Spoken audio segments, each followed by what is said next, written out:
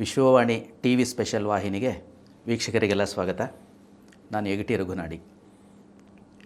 ಇವತ್ತು ನಾವು ಡಾಕ್ಟರ್ ರಾಜ್ಕುಮಾರ್ ಅವ್ರ ಬಗ್ಗೆ ಏನೊಂದು ವಿಚಾರ ವಿನಿಮಯ ಮಾಡ್ತಾಯಿದ್ದೀವಿ, ಅದರ 3ನೇ ಹಂತದ ಮಾತುಕತೆಯಲ್ಲಿ ನಾವೀಗ ಕೂತಿದ್ದೀವಿ. ಇದುವರೆಗಿನ ಎಲ್ಲ ಸಂಚಿಕೆಗಳಿಗೂ ಸಹಿತ ನೀವು ಕೊಟ್ಟಿರುವಂಥ ಪ್ರೋತ್ಸಾಹ, ಪ್ರೀತಿ, ತೋರ್ತಾ ಇರೋ ವಾತ್ಸಲ್ಯ ನೋಡಿದ್ರೆ ಮನದುಂಬಿ ಬರ್ತಾಯಿದೆ.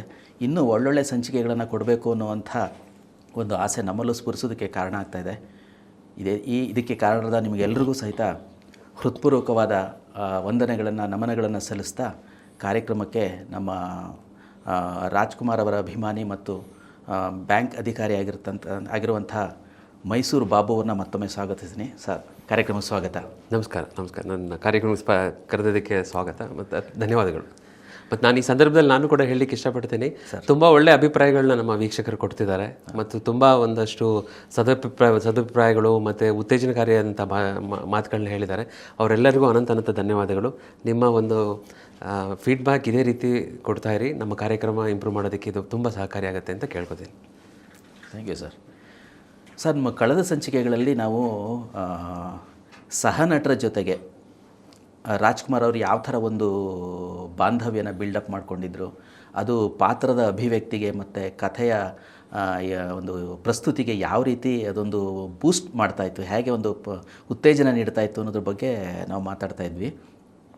ಇದೇ ಥರದಲ್ಲಿ ಇನ್ನೂ ಹಲವು ಆಯಾಮಗಳ ಬಗ್ಗೆ ಯಾಕೆ ಮಾತಾಡಬಾರ್ದು ಅಂತ ಒಂದು ಆಲೋಚನೆ. ಇದಕ್ಕೆ ಮುಂಚೆ ನಾನು ಒಂದು ವಿಷಯ ಹೇಳೋದಕ್ಕೆ ಇಷ್ಟಪಡ್ತೀನಿ. ಅದೇನಪ್ಪ ಅಂತಂದರೆ ಭಾರತಿ ವಿಷ್ಣುವರ್ಧನ್ ಅವ್ರದ್ದು ಉಲ್ಲೇಖ ಇಲ್ಲಿ ಮಾಡೋದಕ್ಕೆ ಪ್ರಯತ್ನ ಪಡ್ತೀನಿ. ಒಂದು ಸಲ ಏನಾಗುತ್ತಂತೆ, ಭಾರತಿ ವಿಷ್ಣುವರ್ಧನ್ ಅವ್ರದ್ದು ತಮ್ಮ ಪತಿ ವಿಷ್ಣುವರ್ಧನ್ ಅವ್ರದ್ದು ಯಾವುದೋ ಹೀಗೆ ಒಂದು ಚಿತ್ರದ ಪ್ರೀಮಿಯರ್ಗೋ ಏನಕ್ಕೋ ನೋಡ್ತಾರೆ. ಅಂದರೆ ಪೂರ್ವಭಾವಿ ಪ್ರದರ್ಶನ, ಫಿಲಮ್ ಬಿಡುಗಡೆ ಆಗೋಕ್ಕೆ ಮುಂಚೆ ಪೂರ್ವಭಾವಿ ಪ್ರದರ್ಶನ ನೋಡ್ತಾರೆ. ನೋಡಿಬಿಟ್ಟು ಅವ್ರೊಂದು ಮಾತು ಹೇಳ್ತಾರಂತೆ. ಆ ಒಂದು ಪರ್ಟಿಕ್ಯುಲರ್ ದೃಶ್ಯದಲ್ಲಿ ಸ್ವಲ್ಪ ತಾಂತ್ರಿಕವಾಗಿ ಸ್ವಲ್ಪ ಜಾಳಾಗಿದೆ, ಯಾಕೆ ಹಾಗಾಯಿತು ಅಂತ ವಿಷ್ಣುವರ್ಧನ್ ಅವ್ರನ್ನ ಕೇಳ್ತಾರೆ. ವಿಷ್ಣುವರ್ಧನಿಗೆ ಅವ್ರಿಗೆ ಏನು ಹೇಳಬೇಕು ಅಂತ ಗೊತ್ತಾಗಲ್ಲ. ಅದಕ್ಕೆ ನೀವು ಕ್ಯಾಮ್ರಾಮನ್ಗೆ ಅದು ಡಿಫ್ಯೂಸರ್ ಯೂಸ್ ಮಾಡಬೇಕು ಅಂತ ಒಂದು ಮಾತು ಹೇಳ್ಬೋದಾಗಿತ್ತಲ್ಲ, ಆ ಡಿಫ್ಯೂಸರ್ ಹಾಕಿದರೆ ಒಳ್ಳೆಯ ಒಂದು ತಾಂತ್ರಿಕವಾಗಿ ತುಂಬ ಚೆನ್ನಾಗಿ ರಿಚ್ ಆಗಿ ಬರೋದು ಅಂತಂತ ಭಾರತೀಯವರು ವಿಷ್ಣುವರ್ಧನ್ ಅವ್ರಿಗೆ ಹೇಳ್ತಾರಂತೆ. ಅಂದರೆ ಭಾರತಿ ವಿಷ್ಣುವರ್ಧನ್ ಅವರು ಅಭಿನಯದಲ್ಲಿ ಮಾತ್ರ ಅಲ್ದಲೆ ತಾಂತ್ರಿಕವಾಗೂ ಎಷ್ಟೊಂದು ತಿಳ್ಕೊಂಡಿದ್ರು ಅನ್ನೋದು ಇದು ಜಸ್ಟ್ ಒಂದು ಇದು ಅಷ್ಟೇ. ಈ ಮಾತಿಲ್ಲಿ ಏನಕ್ಕೆ ನನಗೆ ಜ್ಞಾಪಕ ಆಗ್ತಾ ಇದೆ ಅಂತಂದರೆ, ಚಲನಚಿತ್ರನ ನಾವು ಒಂದು ಪ್ರೇಕ್ಷಕರಾಗಿ ನೋಡಿಬಿಟ್ಟು ಅದು ಹಾಗಿದೆ ಹೀಗಿದೆ ಅಂತ ವಿಮರ್ಶೆ ಮಾಡಿಬಿಡ್ತೀವಿ. ನಾವು ಪ್ರೇಕ್ಷಕರು ಬಿಡುಗಡೆ ಆದಮೇಲೆ ನೋಡುವಂಥವ್ರು. ಆದರೆ ಚಿತ್ರ ಒಂದು ಕಟ್ಟುವುದಕ್ಕೂ ಮುಂಚೆ ನಿರ್ದೇಶಕ ಅದನ್ನು ಒಳಗಂಡಲ್ಲಿ ನೋಡ್ಕೊಂಡ್ಬಿಟ್ಟಿರ್ತಾನೆ ಶೂಟಿಂಗ್ ಆಗೋಕ್ಕೂ ಮುಂಚೆ. ಅದು ಬೇರೆದೇ ಒಂದು ಟ್ರ್ಯಾಕ್ ಅದು. ಆದರೆ ಒಂದು ಚಲನಚಿತ್ರದ ಮೊದಲ ಪ್ರೇಕ್ಷಕ ಕ್ಯಾಮ್ರಾಮನ್ನು, ಎರಡನೇ ಪ್ರೇಕ್ಷಕ ಬಂದು ಸಂಕಲನಕಾರ. Okay sir. ಸೊ ಅವನಿಗೆ ಕ್ಯಾಮ್ರಾದಲ್ಲಿ ನೋಡ್ತಿದ್ದ ಹಾಗೇ ಒಂದು ಕೆಲವು ಛಾಯಾಗ್ರಾಹಕರಂತೂ ಎಷ್ಟರ ಮಟ್ಟಿಗೆ ಪರಿಣಿತರಾಗಿರ್ತಾರೆ ಅಂದರೆ ಈ ಚಿತ್ರದ ಗ್ರಹಚಾರ ಏನಾಗ್ಬೋದು ಅಂತ ಹೇಳುವಷ್ಟರ ಮಟ್ಟಿಗೆ ಅವರು ಅಷ್ಟು ಪರಿಣಿತರಾಗಿಬಿಟ್ಟಿರ್ತಾರಂತೆ. ಸೊ ಹಾಗಾಗಿ ಒಬ್ಬ ಕಲಾವಿದ ಅನ್ನಿಸ್ಕೊಂಡವರು ಛಾಯಾಗ್ರಾಹಕರ ಜೊತೆ ಒಂದು ಒಳ್ಳೆಯದೊಂದು ನಂಟು ಇಟ್ಕೊಂಡಿದ್ರೆ ಮಾತ್ರನೇ ಒಂದು ಉತ್ತಮ ಅಭಿವ್ಯಕ್ತಿ ಇದೆಲ್ಲ ಬರೋದಕ್ಕೆ ಸಾಧ್ಯ. ಈ ವಿಷಯನ ಹಿನ್ನೆಲೆಗೆ ಇಟ್ಕೊಂಡು ಹೇಳೋದಾದರೆ, ಡಾಕ್ಟರ್ ರಾಜ್ಕುಮಾರ್ ಮತ್ತು ಚಲನಚಿತ್ರ ಛಾಯಾಗ್ರಾಹಕರ ನಡುವಿನ ಇದ್ದಂಥ ನಂಟು ಮತ್ತು ಒಂದು ಅಂಡರ್ಸ್ಟ್ಯಾಂಡಿಂಗ್, ಇದ್ರ ಬಗ್ಗೆ ಏನಾದ್ರು ಹೇಳೋಕ್ಕಾಗುತ್ತೆ ಸರ್? ಹೇಳ್ತೀನಿ ಸರ್. ಇದು ತುಂಬ ದೊಡ್ಡ ವಿಷಯ, ಪ್ರಯತ್ನ ಪಡ್ತೀನಿ. ಇದಕ್ಕಿಂತ ಮುಂಚೆ ನಾನು ಒಂದು ತುಂಬ ಜ್ಞಾಪಿಸ್ಕೊಳ್ಳೋದು ಅಂತಂದರೆ, ಡಾಕ್ಟರ್ ರಾಜ್ ಅವರು ಎಷ್ಟು ಒಳ್ಳೆ ಟೀಮ್ ಪ್ಲೇಯರ್ ಅಂತ ಹೇಳಿ. ಟೀಮ್ ಪ್ಲೇಯರ್ ಅಂತಂದರೆ, ಈಗ ನೋಡಿ, ಸಿನಿಮಾ ಅನ್ನೋದು ನಮಗೊಂದು ಸಿನಿಮಾ ಅಂತ ಒಂದು ಸಿಂಗಲ್ ಪೀಸಾಗಿ ಕಾಣೋಕ್ಕಿಂತ ಹಿಂದೆ ಒಂದು 10-20 ಡಿಫ್ರೆಂಟ್ ಟೀಮ್ಗಳು ವರ್ಕ್ ಮಾಡಿರುತ್ತೆ. ಅದಷ್ಟು ಅವ್ರ ಜೊತೆ ಒಳ್ಳೆ ಒಡನಾಟ ಇದ್ದರೆ ಮಾತ್ರ ಅದು ಫೈನಲ್ ಕೃತಿ ಚೆನ್ನಾಗಿ ಬರೋಕ್ಕೆ ಸಾಧ್ಯ. ಆ ಒಂದು ಗುಣ ಅವ್ರ ತುಂಬ ರೂಢಿಸ್ಕೊಂಡಿರ್ತಾರೆ ಮತ್ತು ಎಲ್ಲರಿಗೂ ಅವರು ತಿಳಿ ಹೇಳ್ತಾರೆ. ಅವ್ರ ಜೊತೆ ವರ್ಕ್ ಮಾಡಿದವರು ಕೂಡ ಮುಂದೆ ಒಂದು ಕಾಲದಲ್ಲಿ ಒಳ್ಳೆ ಟೀಮ್ ಪ್ಲೇಯರ್ ಆಗ್ತಾರೆ. ಇದು ಅವರ ಗುಣ. ಬಟ್ ನಾನು ಈ ಸಿನಿಮಾಟೋಗ್ರಫಿ ಅಥವಾ ಫೋಟೋಗ್ರಫಿ ಹೋಗೋಕ್ಕಿಂತ ಮುಂಚೆ ಒಂದಷ್ಟು ಅದ್ರ ಹಿಂದಿನ ಸ್ವಾರಸ್ಯನ ನಿಮಗೆ ಹೇಳಲಿಕ್ಕೆ ಇಷ್ಟಪಡ್ತೀನಿ. ಒಂದು 5-10 ಮಿನಿಟ್ಸ್. ಯಾಕೆ ನಾನು ಮಾಡ್ಕೊಂಡಿರೋ ಥಾಟ್ಸಿಗೆ ಅದು ಬೇಕಂತ ಅನಿಸುತ್ತೆ, ಅದಕ್ಕೆ ಹೇಳ್ತೀನಿ. ಈಗ ನೋಡಿ, ಸಿನಿಮಾಟೋಗ್ರಫಿನ ನಾನು ಒಬ್ಬ ಸ್ಟೂಡೆಂಟಾಗಿ ಗಮನಿಸೋದೇನು ಅಂತಂದರೆ, ಸೈನ್ಸ್ ಮೀಟ್ಸ್ ಆರ್ಟ್. ಅಂದರೆ ಕಲೆ ಮತ್ತು ಸೈನ್ಸ್ ವಿಜ್ಞಾನ ಸೇರಿದ ಒಂದು ಸಂಯೋಗ ಸಿನಿಮಾ. ಓಕೆ, ಕಲೆಗೆ ನಾವು ನಟನೆ ಹೇಳ್ತೀವಿ ಅಥವಾ ಭಾಷೆ ಹೇಳ್ತೀವಿ, ಹಾಡು ಹೇಳ್ತೀವಿ, ಮತ್ತು ಇನ್ನೊಂದು ಏನದು ಸೃಜನವಾಗಿ ಏನು ಮಾಡ್ತಾರೆ ಅದೆಲ್ಲ ನಾವು ಕಲೆಗೆ ಹೊಡೋದಾದರೆ, ಈ ಫೋಟೋಗ್ರಫಿ ಮತ್ತು ಸಿನಿಮಾಗ್ರಫಿ ಬಂದಿರೋದು ಸೈನ್ಸಿಂದ, ಅಂದರೆ ಒಂದು ವಿಜ್ಞಾನದ ಒಂದು ಸಾಧನ ಅಥವಾ ಒಂದು ಉಪಕರಣದಿಂದ ಸಿನಿಮಾ ಫೋಟೋಗ್ರಫಿ ಬಂದಿರೋದು. ವಿಜ್ಞಾನದ ಫಲಶ್ರುತಿ ಅವೆರಡು. ಸೊ ಇವೆರಡು ಸೇರಿ ಒಂದು ಒಳ್ಳೆ ಸಂಯೋಗ ಆಗ ಒಳ್ಳೆ ಸಿನಿಮಾ ಬರುತ್ತೆ. ಈಗ ನೋಡಿ, ಸಿನಿಮಾಟೋಗ್ರಫಿಗೆ ನಾವು ಹೆಚ್ಚಿನ ಒತ್ತು ಏನು ಕೊಡಬೇಕು ಅಂತಂದರೆ, ಬೇರೆ ಸೈನ್ಸಿನ ಎಲ್ಲ ವಿಧಾನಗಳು ಅಥವಾ ಸಲಕರಣೆಗಳು ಅಥವಾ ಸಾಧನಗಳಿಗೆ ಕ್ರಿಯೇಟಿವಿಟಿಗೆ ಅವಕಾಶ ಕಮ್ಮಿ. ಈಗ ನೀವೊಂದು ಟೂ ವೀಲರ್ ಇರ್ಬೋದು, ಅಥವಾ ಒಂದು ಏರೋಪ್ಲೇನ್ ಇರ್ಬೋದು, ಅಥವಾ ಒಂದು ಲೇತ್ ಮಷೀನೇ ಇರ್ಬೋದು, ಅದರಲ್ಲಿ ನಿಮಗೆ ಎಫಿಷಿಯನ್ಸಿಗೆ ಅಷ್ಟೇ ಒತ್ತು ಕೊಡ್ತಾರೆ. ಅಂದರೆ ಇದು ಇಷ್ಟು ಲೀಟ್ರಿಗೆ ಇಷ್ಟು ಓಡುತ್ತೆ, ಅಥವಾ ಇಷ್ಟು ಡ್ಯೂರೇಷನ್ ಬರುತ್ತೆ, ಅಥವಾ ಈ ಮಿಷನಲ್ಲಿ ಇಷ್ಟು ಮಾಡ್ಬೋದು ಅನ್ನೋದಕ್ಕೆ, ಅಥವಾ ಸೇಫ್ಟಿ ಆ್ಯಂಗಲಿಗೆ ಅಷ್ಟೇ ಕೊಡ್ತಾರೆ. ಆದರೆ ಕ್ಯಾಮ್ರಾ ಈ ಸೈನ್ಸಿನ ಒಂದು ಆವಿಷ್ಕಾರ ಅಂತ ಹೇಳ್ಬೋದು. ಅದರಲ್ಲಿ ಅದರ ಹಿಂದೆ ಕೆಲಸ ಮಾಡೋನಿಗೆ ಅವನಿಗೂ ಒಂದು ಕ್ರಿಯೇಟಿವ್ ಅವಕಾಶ ಕೊಡುವಂಥದ್ದು. ಇದೊಂದು ಭಾಳ ಒಂದು ಅದ್ಭುತ ಸಂಯೋಜನೆ. ಅಲ್ಲಿ ಆರ್ಟಿಸ್ಟ್ಗಳು ಸೃಜನವಾಗಿ ನಟಿಸ್ತಿರ್ತಾರೆ, ಅದನ್ನು ಚಿತ್ರಿಸ್ತಿರೋ ಅಥವಾ ಸೆರೆ ಹಿಡಿತಿರೋ ಅಂಥ ಕ್ಯಾಮ್ರಾಮನ್ ಅಥವಾ ಸಿನಿಮಾಟೋಗ್ರಫರ್ ಕೂಡ ಅವನದು ಒಂದಷ್ಟು ಕಾಣಿಕೆ, ಅವನದು ಒಂದು ಸೃಜನಾತ್ಮಕ ಕಾಣಿಕೆ ಏನಿದೆ ಅದು ಕೊಡೋಕ್ಕೊಂದು ಅವಕಾಶ ಆಗಿರೋದು ಮೋಸ್ಟ್ಲಿ ಕ್ಯಾಮ್ರಾ ಅಥವಾ ಸಿನಿಮಾಟೋಗ್ರಫಿಗೆ ಮಾತ್ರ ಅಂತ ನನ್ನದೊಂದು ಭಾವನೆ. ಇದು ನಾನು ಏನಕ್ಕಿದ್ದೇನೆ ಹೇಳ್ತೀನಿ ಅಂದರೆ, ಇನ್ನೊಂದು ಮುಖ್ಯವಾಗಿ ಒಂದು ಪ್ರಭಾವ ಬೀರಿರುವಂಥ ಮಾಧ್ಯಮ ಸಿನಿಮಾ. ಓಕೆ, ಈ ಸಿನಿಮಾ ಪ್ರಭಾವವಾಗಿ ಬೀರಲಿಕ್ಕೆ ಕಾರಣವಾಗಿರೋದು ಸಿನಿಮಾಟೋಗ್ರಫಿ ಅಂತಲೇ ನನ್ನ ಭಾವನೆ. ಯಾಕೆಂದರೆ ಇದು ನಾನು ಹೇಳ್ತಿರೋದಲ್ಲ, ಆಸ್ ಅ ಸ್ಟೂಡೆಂಟ್ ನಾನು ಹೇಳ್ತಿದ್ದೀನಿ. ಇದ್ರ ಬಗ್ಗೆ ಭಾಳ ರಿಸರ್ಚ್ ನಡೆದಿದೆ. ಜಗತ್ತಿನ ಅತ್ಯಂತ ಪ್ರಖ್ಯಾತ ಮನಃಶಾಸ್ತ್ರಜ್ಞರಾದಂಥ ಸಿಗ್ಮಂಡ್ ಫ್ರಾಯ್ಡು, ಮತ್ತು ಇನ್ನೊಬ್ಬ ನಾನು ಇದರಲ್ಲಿ ತುಂಬ ನಾನು ಓದಿರೋದು ಅಥವಾ ತುಂಬ ಇಷ್ಟಪಟ್ಟಿರೋಂಥ ಆತನ ಮನಃಶಾಸ್ತ್ರನೂ ಅನ್ಬೋದು, ಸಾಮಾಜಿಕ ತಜ್ಞ ಅಂತಲೂ ಅನ್ಬೋದು. ವಾಲ್ಟರ್ ಬೆಂಜಮಿನ್ ಅಂತೇಳಿ. ವಾಲ್ಟರ್ ಬೆಂಜಮಿನ್ನ ನಾವು call him as a media ಥಿಯರಿಸ್ಟ್.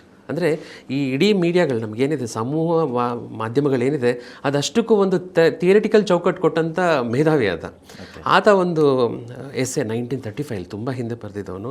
ಅವನು ಅವಾಗಲೇ ಅದ್ರ ಬಗ್ಗೆ ಯೋಚನೆ ಮಾಡಿದೆ. ಈಗ ಸಿನಿಮಾ ಇದೆಲ್ಲ early part of 19th century, 1895, 19 ಬಂದಿದ್ರು ಕೂಡ ಆ ಟೈಮಲ್ಲಿ ಅಷ್ಟು ಇಲ್ಲದೇ ಇದ್ರೂ ಕೂಡ ಇದು ಮುಂದೆ ಏನು ಪರಿಣಾಮ ಬೀರ್ಬೋದು, ಹೇಗೆ ಇದು ಎಫೆಕ್ಟಿವ್ ಮಾಧ್ಯಮ ಆಗೋ ಅನ್ನೋದ್ರ ಬಗ್ಗೆ ವಾಲ್ಟರ್ ಬಗ್ಗೆ ತುಂಬ ಹೇಳಿದ್ದಾನೆ. ಅವನೊಂದು ಎಸ್ಸೆ ಬರೆದಿದ್ದ 1935 ಆಗ ಈಗಲೂ ಇದೆ. ಯಾಕೆಂದರೆ ಅವ್ನ ಶಿಷ್ಯಂದಿರು ತುಂಬ ಸ್ಕಾಲರ್ಸ್ ಅದು ಸ್ಕೋಪ್ ಎಕ್ಸ್ಪ್ಯಾಂಡ್ ಮಾಡಿದ್ದಾರೆ.